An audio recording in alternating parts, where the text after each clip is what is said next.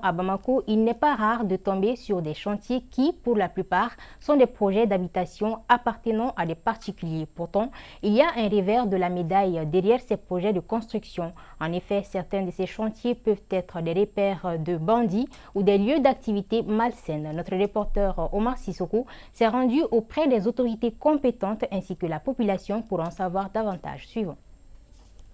La capitale malienne est en pleine expansion, c'est une réalité. Pour répondre à cette forte demande et caser tout ce beau monde, plusieurs chantiers sont en cours à Bamako. Mais parmi ces chantiers, il y en a qui sont abandonnés ou en arrêt prolongé et peuvent constituer de vrais nids de bandes criminelles.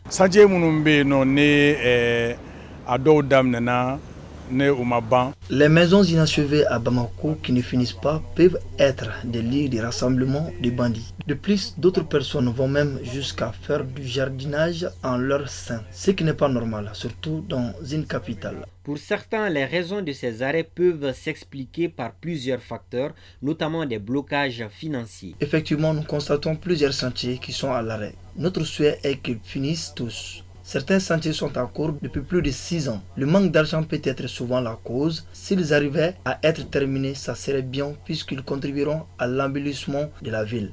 Pourtant, les autorités compétentes essaient tant bien que mal de lutter contre ce fléau, mais la tâche n'est point facile, compte tenu des réalités autour de ces chantiers. Par rapport aux chantiers qui ne finissent pas, on peut les classer peut-être en plusieurs catégories.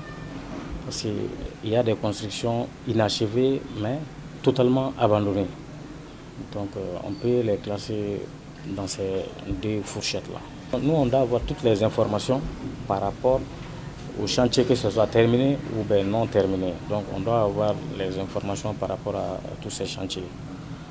Donc je pense qu'on est là-dessus pour recenser toutes ces constructions qui ne sont pas achevées, ou bien qui sont même inachevés mais abandonnés, totalement abandonnés.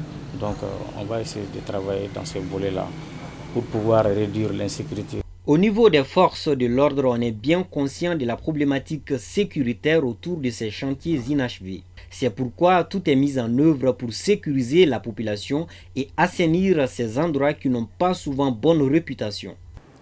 Sur le plan de la sécurité publique, ces maisons inachevées sont répertoriées par la police parmi les nids criminogènes. Dans le cadre de nos missions régaliennes, on avait dans un premier temps donné mission aux unités des brigades de recherche des commissariats pour procéder à la lutte efficace contre ce phénomène.